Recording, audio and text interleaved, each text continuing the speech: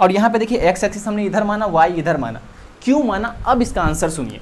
हमने इसीलिए इधर से माना ताकि जो ये वाला कंपोनेंट और ये वाला कंपोनेंट होगा वो कैंसिल हो जाएगा, क्योंकि मुझे पहले ही पता चल चुका था इसका ये कंपोनेंट और इसका ये कंपोनेंट दोनों ही इक्वल आने वाले हैं, जो कि अपोजिट डायरेक्शन में होगा और कट जाएगा। इसीलिए हमने ये एक्स एक्सिस माना, और ये तब आएगा जब आप बार बार किसी चीज़ को प्रैक्टिस करेंगे।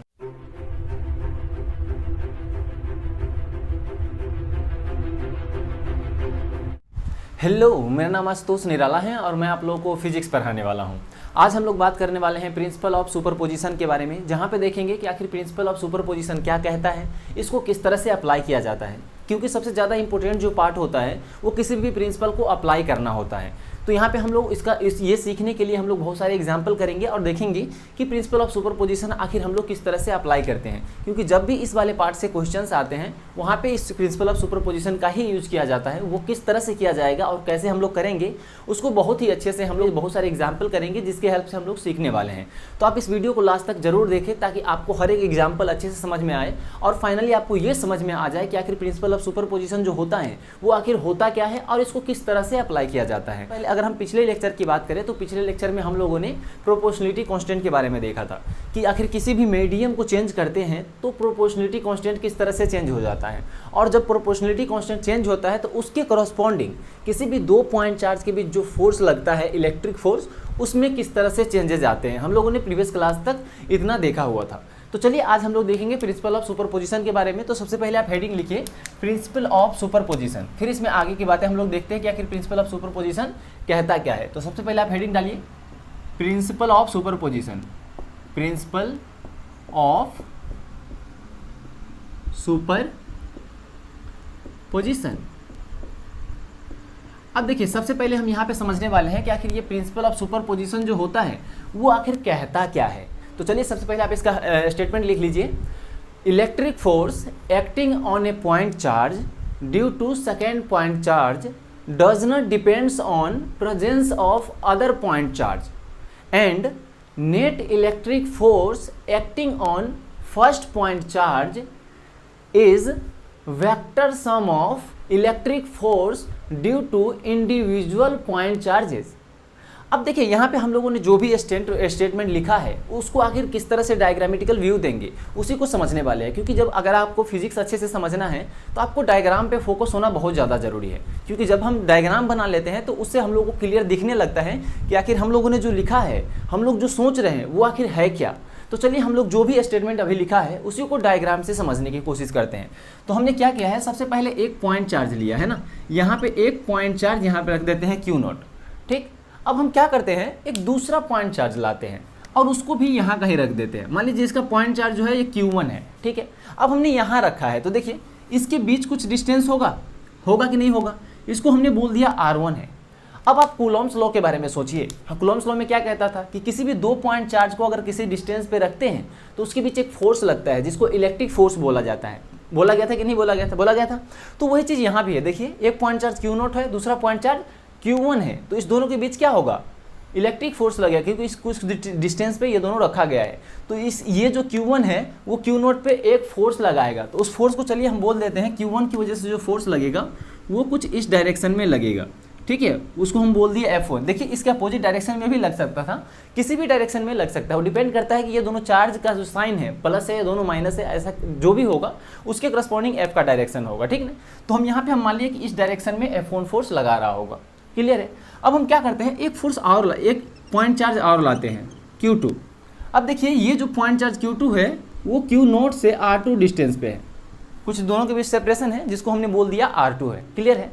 तो जिस तरह से Q1 फोर्स इस पे फोर्स लगा रहा था F1, उसी तरह अब यहाँ Q2 चार्ज जो है ये भी कुछ फोर्स लगाएगा इस पे, लगाएगा कि नहीं, बिल्कुल लगाएगा भाई। कूलॉम्स लॉ से देखिए दो पॉइंट चार्ज है, दो की कुछ डिस्टेंस R2 डिस्टेंस पे रखा गया है, तो ये इस पे फोर्स लगाएगा। वो कितना लगाएगा, किस तरह से लगाता है, K Q1 Q2 upon R², ठीक है। तो हम यहाँ पे मैग्नीट्यूड की बात नहीं करेंगे। तो ये Q2 जो फोर्स लगा रहा होगा उसको हमने बोल दिया कुछ इस डायरेक्शन में ये F2 फोर्स लगा रहा होगा, क्लियर है। अब हमने क्या किया, फिर से गया और फिर तीसरा चार्ज उठा के ले आया और इसको यहाँ कहीं रख दिया। ध्यान से बस देखते चलिए, अभी बिल्कुल क्लियर हो जाएगा कि प्रिंसिपल ऑफ सुपरपोजिशन आखिर कहता क्या है, बहुत ही अच्छे से आपको समझ में आ जाएगा। तो हमने क्या किया, एक एक करके यहाँ तीसरा पॉइंट भी लेके आए। अब देखिए यहाँ तीसरा पॉइंट चार्ज भी है जो कि इस क्यू नोट से कुछ डिस्टेंस पे है, तो इसको हम बोल देते हैं ये R3 डिस्टेंस पे है, ठीक है। और ये Q3 चार्ज जो है वो क्यू नोट से कुछ डिस्टेंस पे है, तो कूलम्ब्स लॉ से ये भी इस पे कुछ फोर्स लगाएगा, डेफिनेटली लगाएगा। तो हम बोल दिए ये Q3 की वजह से जो फोर्स लग रहा है वो कुछ F3 इस डायरेक्शन में लग रहा है। क्लियर है? अब देखिए क्यू नोट को जरा ध्यान से देखिए, इस पे कौन कौन से फोर्स लग रहे हैं। एक देखिए F1 लग रहा है जो कि इस डायरेक्शन में लग रहा है, एक F2 लग रहा है जो कि इस डायरेक्शन में लग रहा है, और एक F3 लग रहा है जो कि इस डायरेक्शन में लग रहा है। यही 3 फोर्स लग रहा है इस क्यू नोट पे। यहाँ ध्यान से देखिए, तो देखिए अब इतना समझ में आया। अब चलिए स्टेटमेंट जो हम लोगों ने लिखा था अब उसको इससे वेरीफाई करते हैं। ये तो समझ में आ गया होगा हमने क्या किया, ये क्यू नोट रखा था, फिर बारी बारी से 1 बाय 1 इस 3 चार्ज को रखा, तो इस तरह से कुछ फोर्स लग रहे हैं। अब इसको हम रिलेट करेंगे प्रिंसिपल ऑफ सुपरपोजिशन का जो स्टेटमेंट अभी लिखे थे उससे रिलेट करेंगे, कोशिश करेंगे। उसको स्टेटमेंट को पहले पढ़िए आप एक बार। उसमें क्या लिखा हुआ था, electric force acting on a point charge, electric force acting on a point charge due to second point charge, due to second point charge does not depends on presence of other point charge. तो यहाँ देखिए ये पहला point charge इसको मान लीजिए आप, और दूसरा पॉइंट चार्ज इसको मान लीजिए, तो ये इस पे इलेक्ट्रिक फोर्स लगा रहा है। तो ये जो F1 जो कि F1 के इक्वल है, तो ये जो F1 है ना वो इस बात पे डिपेंड ही नहीं करेगा कि यहाँ कोई चार्ज है भी या नहीं, यानी Q2 और Q3 रहे या ना रहे ये F1 ही लगेगा, है ना। ऐसा नहीं है जैसे होता है ना, आप देखते भी होंगे जो बॉयज़ होते हैं गर्ल्स को खुश करने के लिए क्या बोल देते हैं, हम तुम्हारे लिए कुछ भी कर सकते हैं किसी के सामने भी, है ना। लेकिन जैसे ही क्या होता है, जैसे ही पापा आते हैं तो क्या होता है वो तो समझ ही रहे हैं ना, आप कौन और हम कौन। लेकिन यहाँ पे ऐसा कुछ भी नहीं है, और यहाँ फिजिक्स आपको कभी धोखा नहीं देगा, है ना। फिजिक्स आपके साथ हमेशा रहेगा, बस आपको प्यार से उसको रखिए और समझने की कोशिश करिए। देखिए क्या है, ये बिल्कुल धोखा नहीं देने वाला। ये Q1 जो है ना वो क्यू नोट को कह रहा है कि हम तुमको F1 फोर्स देंगे, इस तरह से Q1 क्यू नोट को F1 फोर्स दे रहा है, और ये Q1 इसको कह रहा है कि कोई भी चार्ज आ जाए हम किसी से नहीं डरने वाले, है ना। और वैसे भी देखिए नाम को अगर ध्यान से आप देखिएगा तो यहाँ सुपर है, और सुपर क्या होता है, सुपरमैन के बारे में जानते ही होंगे। सुपरमैन कौन सा होता है, जो किसी पे डिपेंड नहीं करता है ना, उसको जितना करना होता है वो बिल्कुल ही करता है कि नहीं करता है, वो किसी इस बात पे डिपेंड ही नहीं करता सुपरमैन कि कौन उसका हेल्प करेगा या नहीं करेगा, वो खुद सब कुछ कर सकता है ना, किसी पे डिपेंड नहीं करता। तो कुछ इसी तरह नाम से रिलेट करने की कोशिश करिए। यहाँ Q1 क्या बोला, Q0 को हम F1 फोर्स तुमको लगाएंगे, उसी तरह Q2 बोला हम तुमको F2 फोर्स देंगे, और Q3 बोला Q0 को कि हम तुमको F3 फोर्स देंगे। क्लियर है, इस तरह से फोर्स सभी दे रहा है।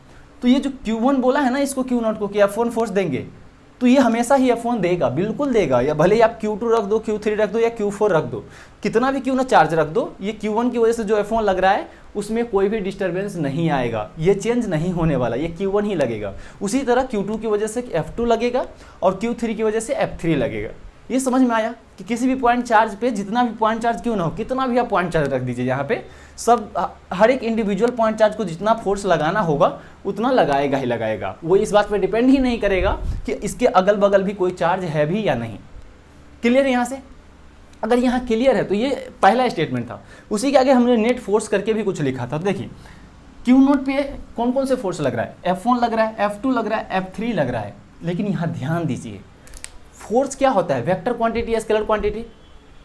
सोचिए, वेक्टर क्वांटिटी होता है ना, तो इस सब को क्या करना पड़ेगा, वेक्टर सम करना पड़ेगा।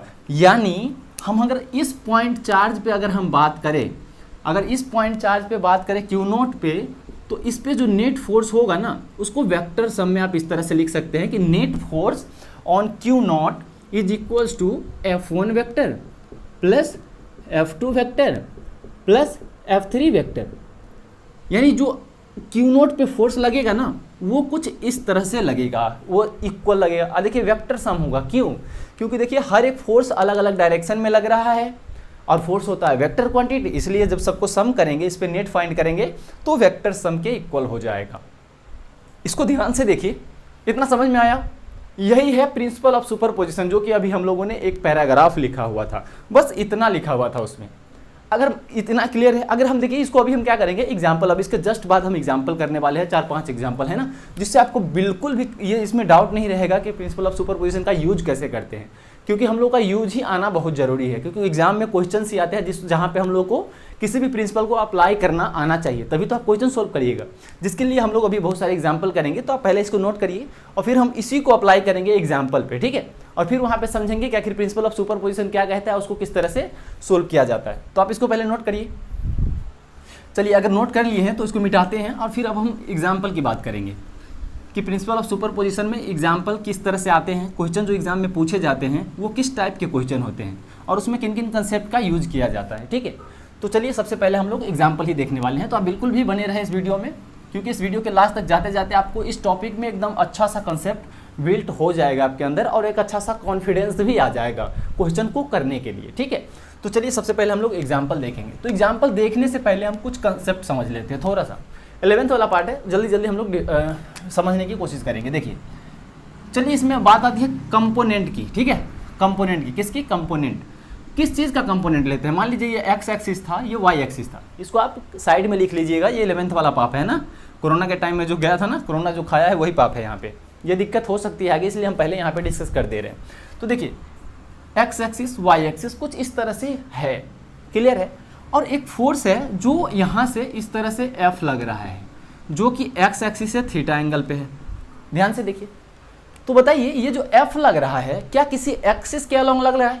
यानी एक्स एक्सिस या वाई एक्सिस में से किसी प्रॉपर एक्सिस में नहीं लग रहा है ना। देखिए ये एक्स एक्सिस से थीटा एंगल पे है, तो हम लोग इसको क्या करते हैं, एक्स एक्सिस और वाई एक्सिस में कंपोनेंट ले लेते हैं। क्यों?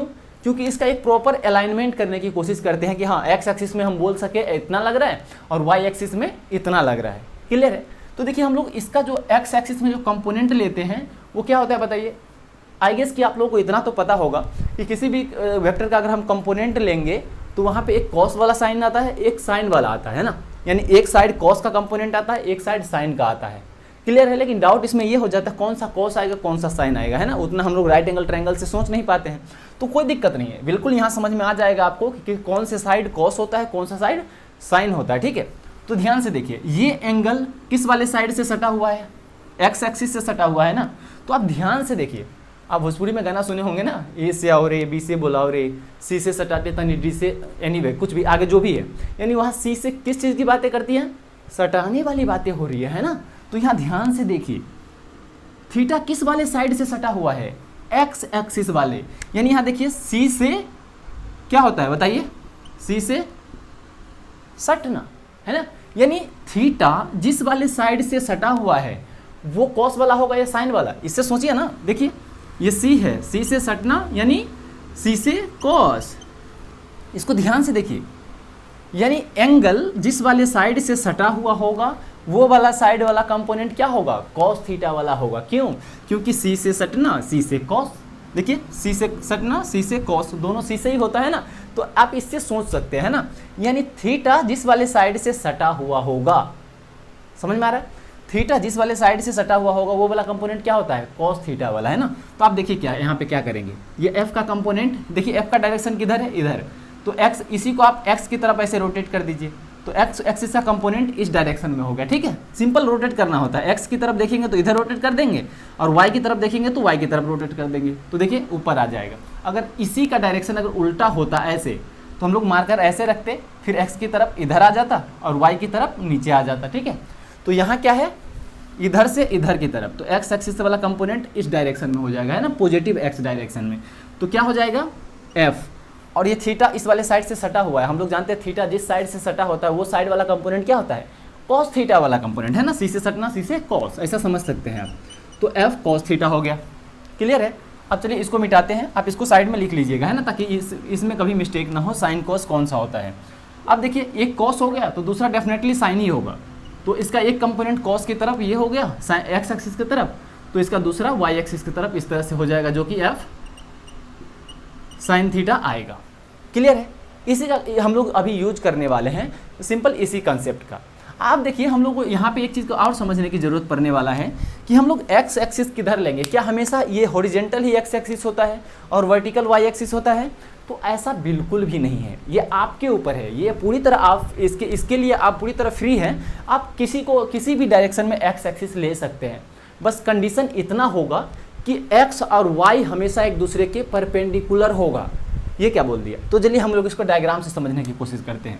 मान लीजिए आपने एक्स एक्सिस इस डायरेक्शन में ले लिया, एक्स एक्सिस कुछ इस डायरेक्शन में ले लिया, तो वाई किधर होगा, वाई होगा इसके परपेंडिकुलर, है ना, यानी एक्स वाई एक दूसरे के परपेंडिकुलर होता है, ये बात बिल्कुल फिक्स होता है। कि x और y एक दूसरे के परपेंडिकुलर होगा, है ना। लेकिन ये फिक्स नहीं होता है कि x जो है वो हॉरिजॉन्टल में ही होगा। आप x किसी भी डायरेक्शन में ले लीजिए, बस जिस भी डायरेक्शन में लीजिएगा x, उसके परपेंडिकुलर y ले लीजिएगा। जैसे देखिए इस डायरेक्शन में हमने x लिया है तो इसके परपेंडिकुलर कौन सा लेंगे, y वाला लेंगे। क्लियर है। तो यहाँ पे ये समझ में आया कि किस तरह से एक्स वाई ले रहे हैं।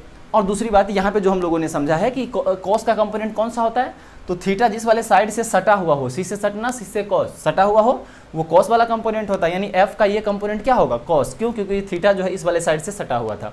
तो दूसरा ऑटोमेटिक, एक कॉस हो गया तो दूसरा साइन होता है, ठीक है। तो ये वाला कंपोनेंट वाई एक्सिस में एफ साइन थीटा हो गया। यहाँ तक क्लियर है। इसको ध्यान से देखिए और समझने की कोशिश कीजिए, क्योंकि अभी जो हम लोग एग्जाम्पल करेंगे इसी का यूज होने वाला है, ठीक है। तो इसको पहले नोट कर लीजिए और फिर चलिए हम लोग देखते हैं एग्जाम्पल किस तरह से इस पे आते हैं।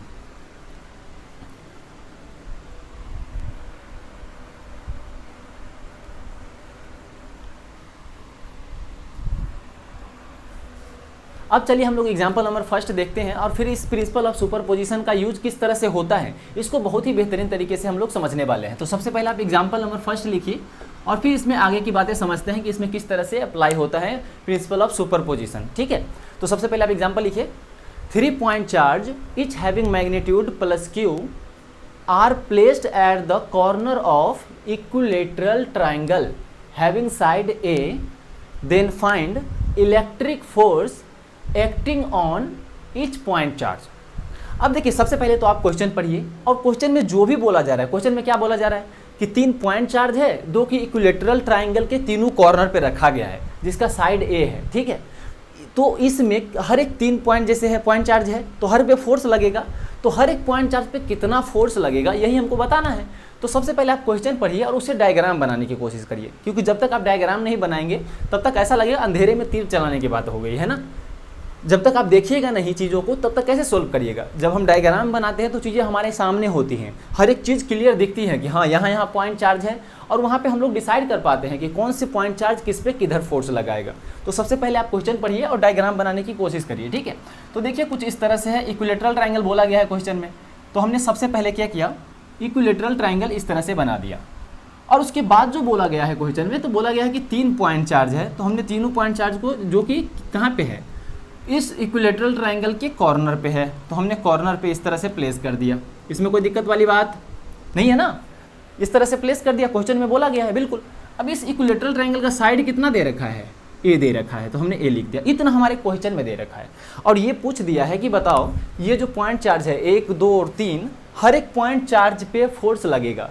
तो हम लोग कैसे पता चला कि फोर्स लगेगा, क्वेश्चन में भले ही बोला गया है पर यहाँ पे देख के भी पता लग रहा है ना कि फोर्स लगेगा। क्यों, क्योंकि देखिए कूलॉम्स लॉ से हम लोग क्या देखे थे कि किसी भी 2 पॉइंट चार्ज को अगर किसी डिस्टेंस पे रखते हैं तो उसके बीच एक इलेक्ट्रिक फोर्स लगता है जिसकी वैल्यू कितनी होती थी, K/Q1Q2/r²। कूलॉम्स लॉ ने हम लोगों ने बहुत ही अच्छे से समझा था। अगर आपने वो वीडियो नहीं देखा है तो लिंक डिस्क्रिप्शन में मिल जाएगा, आप वहाँ जाइए और उसको पहले देख लीजिए अच्छे से, इस वीडियो के बाद देख लीजिएगा, अच्छे से समझ में आ जाएगा, कोई दिक्कत वाली बात नहीं है, ठीक है। तो चलिए यहाँ पे देखिए ये पॉइंट चार्ज है, तो इस दोनों को हम अगर देखें तो ये कुछ डिस्टेंस पे है, ए डिस्टेंस पे, तो इस दोनों पॉइंट चार्ज के बीच क्या होगा, कूलॉम्स लॉ से याद करिए क्या होगा, फोर्स लगेगा। तो ये किस पे, इस पे फोर्स लगाएगा और ये इस पे फोर्स लगाएगा। फिर इसी तरह ये दोनों को भी अगर कंबाइन करें तो ये भी एक दूसरे पे फोर्स लगाएगा, उसी तरह ये भी एक दूसरे पे फोर्स लगाएगा। तो इस तरह से हर एक पॉइंट चार्ज पे क्या लग रहा है, फोर्स लग रहा है। यहाँ तक क्लियर है किस तरह से फोर्स लग रहा है, वही फोर्स हमें फाइंड करना है। तो आप देखिए ध्यान से, इस पॉइंट की बात करते हैं, चलिए हम नाम दे देते हैं ना। इस पॉइंट को 1 नाम दे दिया, इसको 2 नाम दे दिया और इसको कुछ 3 नाम दे दिया। क्लियर है यहाँ तक, बिल्कुल। अब देखिए हम देखते हैं क्या कि 1 और 3 पॉइंट चार्ज को देखिए, ये प्लस क्यू है, ये भी प्लस क्यू है और ए डिस्टेंस पे है। क्लियर है, ये प्लस क्यू है, ये भी प्लस क्यू है, ए डिस्टेंस पे है। तो आप यहाँ से ज़रा सोचने की कोशिश करिए, ये प्लस क्यू रहा ए डिस्टेंस पे, ठीक है। तो इसके बीच मान लीजिए एफ फोर्स लग रहा है, कितना लग रहा है, एफ फोर्स। और ये देखिए प्लस क्यू है और ए डिस्टेंस पे है, जैसा ये था वैसे ही ये है। यानी जितना इस दोनों के बीच 1 और 3 के बीच फोर्स लगेगा, सेम उतने ही फोर्स 1 और 2 के बीच भी नहीं लगेगा, बिल्कुल लगेगा ना। देखिए सेम सिचुएशन जैसा इसके लिए था वैसे ही इसके लिए भी है। तो इसीलिए दोनों पॉइंट के बीच क्या होगा, इसके बीच और इसके बीच, दोनों के बीच अगर इसके बीच एफ लग रहा है तो इसके बीच भी एफ ही लगेगा। उसी तरह देखिए ध्यान से, आप इस पॉइंट को 2 को पकड़ लीजिए, ठीक है। अब 2 को पकड़ने के बाद आप 2 और 3 को मिलाइए, देखिए क्या है, यहाँ प्लस क्यू है, यहाँ भी प्लस क्यू है, ए डिस्टेंस है। तो सेम प्लस क्यू ए, इसी तरह देखिए प्लस क्यू और ए। तो जैसा सिचुएशन इसके लिए है वैसे ही सिचुएशन 2 और 1 के लिए भी है, यानी इसके बीच जितना फोर्स लगेगा उतने ही इसके बीच भी लगेगा। और इसके बीच कितना लगा था, जितना इसके बीच लगा था, तो इसके बीच F मानेंगे तो ये भी F, ये भी F, यानी हर एक पॉइंट चार्ज के बीच कितना फोर्स लगेगा, इक्वल लग रहा है ना। यहाँ से समझ में आया इक्वल कैसे लग रहा है, क्योंकि हर एक सिचुएशन सबके लिए सेम है। तो यहाँ से पता चल गया कि हर एक दो पॉइंट के बीच कोई भी पॉइंट चार्ज आप लीजिए, ये लीजिए या फिर ये लीजिए, कोई भी पॉइंट चार्ज लीजिएगा तो दोनों के बीच कैसा फोर्स लगेगा, दोनों के दोनों इक्वल फोर्स लगेगा। यहाँ समझ में आया। तो इससे क्या पता चला कि जितने भी पॉइंट चार्ज है उस सब पे इक्वल, अगर इस पे नेट फोर्स अगर मान लीजिए F डैश लग रहा है तो इस पे भी F डैश, इस पे भी F डैश ही लगेगा, है ना। यानी तीनों पॉइंट चार्ज पे जो नेट फोर्स लगेगा वो सब एक दूसरे के इक्वल ही लगेगा। यहाँ तक क्लियर है। अब यहाँ तक इसको हमने क्यों डिस्कस किया इतना, क्योंकि हम लोगों को हर एक पॉइंट चार्ज पे फोर्स निकालना है। तो क्या हम हर पे कैलकुलेशन करेंगे, बिल्कुल नहीं करेंगे। यहाँ से देखिए हमको पता चल गया ना कि जितना इस पे लग रहा होगा उतने ही इस पे लगेगा, उतने ही इस पे लगेगा। तो हम किसी एक पे अगर हम कैलकुलेट कर लेंगे तो बाकी कह सकते हैं ना कि बाकी दो है उस पे भी उतने ही लगेगा, क्योंकि सिमेट्री से हम देख लिए ना कि हर एक पे फोर्स कितना लग रहा है, इक्वल ही लग रहा है। तो हम कैलकुलेशन केवल एक पॉइंट चार्ज पे करेंगे और इस पे जितना आंसर आएगा वही इसका सारा पॉइंट चार्ज के लिए आंसर आ जाएगा। क्लियर है। तो अब चलिए हम लोग किसी एक पॉइंट को पकड़ते हैं। हमने इस पॉइंट को देखा, हमने इस पॉइंट पे कैलकुलेशन करना स्टार्ट करते हैं। इस पे जो भी फोर्स आएगा बोल देंगे यही फोर्स इस पे भी लगेगा, इस पे भी लगेगा, क्योंकि सिमेट्री है, सब पे फोर्स इक्वल लगेगा। यहाँ तक क्लियर है। क्योंकि ये वाला पार्ट जो हमने अभी बोला है ये समझना बहुत जरूरी है ना। क्योंकि कैलकुलेशन करने से पहले आपको डिसाइड करना पड़ेगा कि किसके लिए कैलकुलेशन करें। पहले डिसाइड करिएगा तभी तो कैलकुलेट करिएगा। क्लियर है यहाँ तक। तो चलिए इसको हम लोग कैलकुलेट करने की कोशिश करते हैं। तो हमने क्या किया, सबसे पहले 1 और 3 को कंबाइन मतलब दोनों को कॉम्बिनेशन बनाने की कोशिश कर रहे हैं। पहले 1 लिया और 3 लिया, देखिए जो कि कितने डिस्टेंस पे है, a डिस्टेंस पे। तो इस दोनों के बीच क्या लगेगा, इलेक्ट्रिक फोर्स लगेगा। और ध्यान से देखिए ये भी प्लस ये भी प्लस, तो जब सेम चार्ज होता है तो क्या होता है, रिपल्सन होता है। हम लोगों ने पिछले वीडियो में ही देखा है, सेम चार्ज जो होता है वो रिपेल करता है एक दूसरे को और अपोजिट चार्ज अट्रैक्ट करता है। क्लियर है यहाँ तक। तो ये प्लस यानी ये दोनों एक दूसरे को क्या करेगा, रिपेल करेगा। तो हम फोर्स किस पे फाइंड कर रहे हैं, इस पे ना। और अभी प्रिंसिपल ऑफ सुपरपोजिशन में देखे थे फोर्स किस पे फाइंड कर रहे थे, Q0 पे। तो सब चार्ज की वजह से किस पे फोर्स लिख रहे थे, Q0 पे ना। उसी तरह देखिए इस पे फाइंड कर रहे हैं तो इसकी वजह से फोर्स किस पे लिखेंगे, इस पे। तो वो फोर्स कुछ इस तरह से लगेगा, इसको मान लिए F। क्लियर है। उसी तरह आप 2 और 3 को देखिए, ये पॉइंट चार्ज इस पे फोर्स लगाएगा, ये भी प्लस तो इस डायरेक्शन में लगेगा। तो उस फोर्स को हमने इस डायरेक्शन में कुछ बोल दिया जो कि F ही होगा। ये F हमने क्यों बोला, अभी डिस्कस किए थे ना। देखिए इस दोनों को लीजिए तो दोनों का चार्ज Q और डिस्टेंस A, इस दोनों को भी लीजिए, दोनों का चार्ज Q और डिस्टेंस A, है ना। और हम लोग कूलॉम्स लॉ से क्या जानते हैं, F जो होता है वो K Q1 Q2 upon R² होता है। तो देखिए इस दोनों के लिए भी Q1 Q है, Q2 Q है और R कितना है, A के इक्वल। इस दोनों के लिए भी Q1 Q2 दोनों Q है और R कितना है, A है। तो इसलिए जितना इस दोनों के बीच लगेगा उतने ही इस दोनों के बीच भी लगेगा, इसलिए हम दोनों को इक्वल लिख दिए। ठीक है। अगर मान लीजिए ये चार्ज सेम नहीं होता, अलग अलग होता और या फिर अलग अलग डिस्टेंस पे होता तो फिर हम इस दोनों को अलग अलग लिखते, एक को F1 लिखते, एक को F2 लिखते। क्लियर है। हम लोगों ने दोनों को इक्वल कैसे लिख दिया।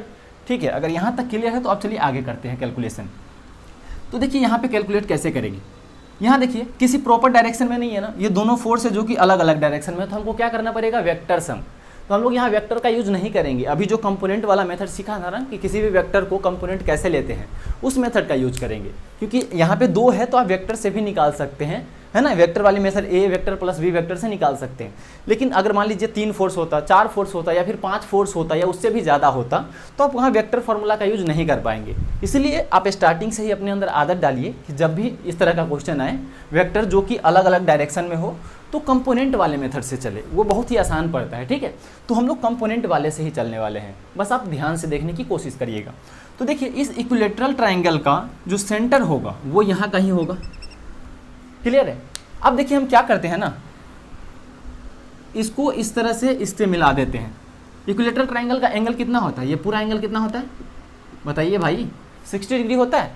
तो इसका ये एंगल हाफ एंगल कितना हो जाएगा बताइए, ये 60 डिग्री तो नहीं होगा ना, 60 डिग्री का हाफ कितना होता है 30 डिग्री, और इस साइड वाला भी 30 डिग्री हो जाएगा। इसमें तो दिक्कत नहीं होना चाहिए। ठीक है। तो ये हो गया। अब देखिए हम अब कितने के दिमाग में आ रहा होगा, हम लोग इस लाइन को इस तरफ क्यों बढ़ा रहे हैं, आखिर इससे करना क्या है हमें। तो आप समझिए ध्यान से, हमने क्या बोला था, आप एक को एक्स डायरेक्शन मानना है दूसरे को तो उसके परपेंडिकुलर वाई डायरेक्शन। हमने ऐसा क्यों बोला था अभी समझ में आएगा। तो यहाँ ध्यान से देखिए, ये एफ और ये एफ दोनों अलग अलग डायरेक्शन में है, तो हम चाहते हैं कि ये दोनों किसी एक डायरेक्शन में आ जाए, क्योंकि जब डायरेक्शन सेम होगा तो हम दोनों वेक्टर को, अगर सेम डायरेक्शन वाले दो वेक्टर हो तो हम सिंपल ऐड कर सकते हैं, है ना। और अलग अलग डायरेक्शन में हो तो हमको उसको वेक्टर सम लेना पड़ेगा। तो हम चाहते हैं इस दोनों का एक डायरेक्शन में आ जाए, तो हम क्या करते हैं ना, इस वाले एक्सिस को हम क्या करते हैं, एक्स एक्सिस मान लेते हैं। हमने अभी डिस्कस किया था किसी को भी एक्स ले सकते हैं और किसी को भी वाई, तो हमने इसी को क्यों एक्स लिया अभी समझ में आ जाएगा। और आप सोच रहे होंगे ये चीज़ कैसे हमको पता चलेगा कि इसको एक्स लेंगे तो हमारा आसान होगा कैलकुलेशन। तो ये चीज़ प्रैक्टिस से आएगा। जैसे अभी देखिए, अभी आप देखिएगा सॉल्यूशन, तो आपको अगले क्वेश्चन से अपने आप ऑटोमेटिक माइंड में आने लगेगा, अच्छा इस वाले को एक्स लेना है, इस वाले को वाई लेना है। जब बार बार आप प्रैक्टिस करेंगे क्वेश्चंस को तो आपको धीरे धीरे आइडिया लगने लगेगा कि किसको हम लोग एक्स लेंगे तो ज़्यादा बेनिफिट मिलने वाला है, ठीक है। तो यहाँ देखिए जैसा बता रहे बस आप उस पर फोकस करिए। हमने क्या किया, इसको एक्स एक्सिस लिया, तो जैसा कि हम लोग जानते हैं एक्स एक्सिस और वाई एक्सिस क्या होता है एक दूसरे के, बताइए भाई, एक दूसरे की क्या होता है, परपेंडिकुलर। तो x जब इधर लिया, x किधर भी ले सकते हैं, बस कंडीशन ये है कि जिधर भी आप x लेंगे उसके परपेंडिकुलर ही y लेना पड़ेगा, क्योंकि x और y एक दूसरे के परपेंडिकुलर होता है। यहाँ तक क्लियर है। तो x हमने इसको लिया तो y ये हो गया। अब ध्यान से देखिए, ये 30 है तो ये भी 30 डिग्री होगा, ये भी 30 डिग्री होगा। ये तो 8-9 का है ना, 10th तक में ये सब सिखा दिया जाता है कौन सा एंगल कैसे होगा। ये दोनों 30 है, आई गेस कि आप लोगों को डाउट नहीं होगा इसमें, ठीक है। तो ठीक है, ये 30 डिग्री हो गया। अब देखिए ध्यान से, अभी जो हम लोगों ने कंपोनेंट लिया था वहाँ पे डिस्कस किया था, हम लोग कंपोनेंट किसको लेते हैं, जो न एक्स डायरेक्शन में हो न वाई डायरेक्शन में हो। यहाँ तक समझ में आया, कंपोनेंट किसका लेते हैं, जो न एक्स में हो न वाई में हो, तो उसी को हम लोग कंपोनेंट लेते हैं ताकि वो एक्स और वाई में हो जाए। तो यहाँ देखिए, ये एफ क्या एक्स और वाई में किसी डायरेक्शन में है, नहीं है ना, ये एक्स एक्सिस से 30 डिग्री एंगल पे है। ये एफ के देखिए, ये भी ना एक्स में है और न वाई डायरेक्शन में है, नहीं है, तो इसका भी कंपोनेंट लेना पड़ेगा, इसका भी कंपोनेंट लेना पड़ेगा, क्योंकि इस दोनों में से कोई भी किसी भी प्रॉपर डायरेक्शन में नहीं है। तो चलिए हम लोग सिंपल कंपोनेंट ले लेते हैं अगर लेना है तो देखिए कंपोनेंट कैसे लेंगे। इस एफ वाला का ये इस एक्स एक्सिस के अलोंग आएगा, तो बताइए ये कितना आएगा। तो देखिए ये एंगल जो है, ये एक्स एक्सिस और एफ के बीच का एंगल एक्स से सटा हुआ है ना, तो हम लोग क्या बात किए थे, जिस एक्सिस से यानी जिस साइड से एंगल सटा हुआ हो, सी से सटना, सी से कॉस, वो वाला कंपोनेंट कौन होता है, कॉस। तो ये थीटा किससे सटा हुआ है, एक्स एक्सिस से, तो ये क्या हो जाएगा, एफ कॉस 30 डिग्री। क्लियर है। और जब ये एक्स वाला कॉस 30 हो गया तो ऊपर वाला क्या हो जाएगा, साइन 30। अब देखिए हमने इसका ऊपर डायरेक्शन क्यों लिया, क्योंकि ये डायरेक्शन इधर था तो इसी को इधर घुमाएंगे ना तो इधर चला जाएगा, जिस तरह से इसको इधर घुमाया तो इधर आ गया, ठीक है। तो ये कितना हो गया, एफ साइन 30 डिग्री। यहाँ ध्यान से देखिए, क्लियर है यहाँ तक। अगर इसका तो अभी तक केवल इसका काम हुआ है, अब ये भी तो है, इसका भी तो कंपोनेंट लेना पड़ेगा, है ना। जिस तरह से इसको एक्स और वाई में ले लिया उसी तरह इसको भी करना है। तो इसका एक वाई डायरेक्शन वाला, ये सॉरी एक्स एक्सिस वाला आएगा, ये कितना आएगा, तो देखिए ये 30 डिग्री इसी वाले साइड से सटा हुआ है, तो जिस साइड से सटा होता है वो सी से सटना, सी से कॉस, यानी ये भी हो जाएगा एफ कॉस 30 डिग्री। क्लियर है। और यहाँ देखिए ये नीचे की तरफ लग रहा था इधर, तो इसको वाई डायरेक्शन में माइनस वाई तरफ लगेगा, यानी ये ऊपर लग रहा है तो ये नीचे की तरफ लगेगा। तो यहाँ ध्यान से देखिए ये आ जाएगा एफ साइन 30। यहाँ तक क्लियर है। अब यहाँ ध्यान से देखिए, आपको कुछ दिख रहा है कि नहीं, देखिए प्लस वाई में कितना लग रहा है, एफ साइन 30, माइनस वाई में कितना लग रहा है, एफ साइन 30। तो आप केवल वाई डायरेक्शन की बात करेंगे, ये ऊपर की तरफ एफ साइन थीटा लगा, नीचे की तरफ भी एफ साइन थीटा, है ना। तो वाई डायरेक्शन में नेट फोर्स क्या हो गया, 0। क्यों, क्योंकि अपोजिट फोर्स है ना। ये भी अगर ऊपर की तरफ होता तो जुड़ जाता, लेकिन ये दूसरे को अपोजिट है। साइन को ध्यान रखिएगा, साइन जब उल्टा कर दीजिएगा तो आंसर गलत आ जाएगा, है ना। तो साइन देखिए ये ऊपर था ये नीचे था और सेम, दोनों का मैग्नीट्यूड सेम था, इसीलिए दोनों कैंसिल कर दिया एक दूसरे को। अब ध्यान से देखिए यहाँ कौन कौन से फोर्स बचा, एक तो एफ कॉस 30 बचा, दूसरा भी एफ कॉस 30 बचा। यानी इस पे अगर हम इस पॉइंट चार्ज पे अगर हम बात करें नेट कितना फोर्स लग रहा है, तो यही दोनों है ना जो इस पे लग रहा है, बाकी तो कैंसिल हो गए। तो हमारे इस पे जो नेट फोर्स आएगा वो यही दोनों आएगा। आप ध्यान से देखिए इस दोनों फोर्स की डायरेक्शन सेम है, एक्स डायरेक्शन में है, तो इस दोनों को सिंपल क्या कर सकते हैं, ऐड कर सकते हैं। अब डायरेक्शन की कोई झंझट ही नहीं है, वेक्टर सम की कोई जरूरत ही नहीं है ना, क्योंकि दोनों का डायरेक्शन सेम है, तो हम मैग्नीट्यूड को सीधा सीधा ऐड कर सकते हैं। जैसे आई कैप को ऐड कर देते हैं, तो दोनों को दोनों आई कैप ही था जो कि एक्स डायरेक्शन में लग रहा है, तो सिंपल दोनों को ऐड कर दीजिए, वही आंसर आ जाएगा। तो बताइए कितना आएगा आंसर। इस वाले फार्मूले का यूज करना है, फिर से हम इसको लिख देते हैं ऊपर, ठीक है। तो देखिए क्या है, कूलॉम्स लॉ से जो हम पढ़े थे के Q1 Q2 upon are square, इस फार्मूले का यूज करना है। तो यहाँ पे जो नेट फोर्स आएगा एफ नेट किस पे लगना, एट 3 पॉइंट है ना, एफ नेट एट यहाँ 3 लिख दी, इसका मतलब थर्ड वाले पे लिख रहे थे, वो किसके इक्वल आएगा? तो ये देखिए यही दोनों हैं, क्योंकि ये दोनों तो कैंसिल हो गए, बचे केवल नेट फोर्स यही दोनों हैं। तो F cos 30 degree plus F cos 30 degree, इसको ध्यान से देखिए, दोनों इक्वल है तो इसको हम लिख सकते हैं 2f कॉस 30 डिग्री। क्लियर है? तो अब देखिए f की जगह क्या लिखेंगे, 2 तो हो गया, ये f क्या है इस वाले फॉर्मूले से लिखिए, तो k q1 है ना। अब f देखिए इस दोनों पॉइंट चार्ज के बीच लिखिए या फिर इस दोनों पॉइंट चार्ज के बीच, दोनों ही इक्वल है f के और f के, है ना। तो किसी कोई भी दो पॉइंट चार्ज लिख लीजिए, तो हम 1 और 3 ले रहे हैं, ठीक है। तो देखिए इसके लिए Q1 कौन सा होता है, Q1 जिस पे फोर्स निकालते हैं वो Q1 चार्ज होता है, तो ये हो गया Q1 मतलब Q हो गया, ठीक है। और Q2 क्या है, इसकी वजह से निकाल रहे हैं तो ये Q2 हो गया, 2 पॉइंट चार्ज के बीच लगने वाला फोर्स। इस दोनों के बीच का डिस्टेंस कितना है, a के इक्वल, तो हम यहाँ r के जगह क्या पुट करेंगे, a का स्क्वायर, ये हो गई k की वैल्यू। अब cos थीटा की वैल्यू कितनी होती है बताइए, cos 30 की वैल्यू कितनी होती है, √3/2 है ना। अगर नहीं याद है तो याद कर लेंगे, √3/2। तो ये 2 से देखिए ये 2 कैंसिल, तो यहाँ से आपके पास क्या आया, यहाँ से आपके पास जो नेट आया वो आया √3 इंटू KQ² अब इसको ध्यान से देखिए, यही आंसर आ गया, यही है इसका आंसर, यही सॉल्यूशन था इसका। तो आप यहाँ पे देख पा रहे होंगे कि केवल हमने जो कैलकुलेशन किया है वो केवल और केवल डायग्राम में किया है ना। बस थोड़ा सा कैलकुलेशन करने के लिए हमने साइड में यहाँ पे किया है, जिसको सम किया है केवल, है ना। यहाँ पे कोई भी फिजिक्स नहीं लगाया है, जो भी मेहनत करना था मुझे डायग्राम पे किया है। इसलिए मैं बार बार बोलता हूँ आप डायग्राम पे खास कमांड रखिए। और दूसरी बात जो कंपोनेंट वाली है ना, और यहाँ पे देखिए एक्स एक्सिस हमने इधर माना, वाई इधर माना, क्यों माना, अब इसका आंसर सुनिए। हमने इसीलिए इधर से माना ताकि जो ये वाला कंपोनेंट और ये वाला कंपोनेंट होगा वो कैंसिल हो जाएगा, क्योंकि मुझे पहले ही पता चल चुका था कि ये एफ है, ये एफ है, और इस दोनों के बीच का एंगल भी सेम है, तो इसका ये कंपोनेंट और इसका ये कंपोनेंट दोनों ही इक्वल आने वाले हैं, जो कि अपोजिट डायरेक्शन में होगा और कट जाएगा। इसीलिए हमने ये एक्स एक्सिस माना, और ये तब आएगा जब आप बार बार किसी चीज़ को प्रैक्टिस करेंगे, है ना। तो आप टेंशन नहीं लीजिए कि ये कैसे सोचेंगे, आ जाएगा धीरे धीरे। बस आप जो क्वेश्चन यहाँ किया जा रहा है उसको आप अच्छे से करिए, उसको खुद से सोल्व करने की कोशिश करिए, ऑटोमेटिक ये सब आने लगेगा, ठीक है। तो बस इस डायग्राम पे देखिए फोकस करिए, क्योंकि यहाँ पे जो भी काम हुआ है केवल और केवल डायग्राम पे हुआ है। सबसे पहले हमने फोर्स जो जिस भी डायरेक्शन में लगेगा लगाया, फिर उसके बाद हमने उसका कंपोनेंट लेने के लिए एक एक्स एक्सिस वाई एक्सिस लिया, और फिर दोनों का कंपोनेंट लिया, तो देखा कि ये दोनों कैंसिल हो गए, बचे केवल ये दोनों, जो कि इस थर्ड पार्टी के पॉइंट चार्ज पे लग रहा था, और इसी पे फोर्स निकाल रहे थे। तो इस पे नेट फोर्स कौन कौन अब लगा, ये और ये, बाकी दो तो कैंसिल हो गए थे। तो एफ नेट में क्या आ गया, इसी दोनों का सम आ जाएगा सिंपल, क्योंकि दोनों का डायरेक्शन भी सेम था, इसलिए दोनों को सिंपल ऐड कर दिया। क्लियर है? तो दोनों को ऐड किया और यहाँ से कूलम्ब्स लॉ से इस एफ की वैल्यू लिख दिया कि Q1Q2/r² से इस दोनों पॉइंट चार्ज के बीच, ठीक है। तो यहाँ से कैलकुलेट किया तो √3 KQ²/a² आ गया। अब इसको ध्यान से देखिए और फिर से समझने की कोशिश करिए। इसको समझना बहुत ही ज़्यादा इंपॉर्टेंट है, क्योंकि इस तरह के क्वेश्चन एग्जाम में भी पूछे जाते हैं। तो आप इसको बहुत ही ध्यान से समझिए। हम लोग नेक्स्ट क्वेश्चन इसी तरह का सेम करने वाले हैं, तो उसमें और भी अच्छे से समझ में आ जाएगा। आप पहले इसको समझने की कोशिश करिए।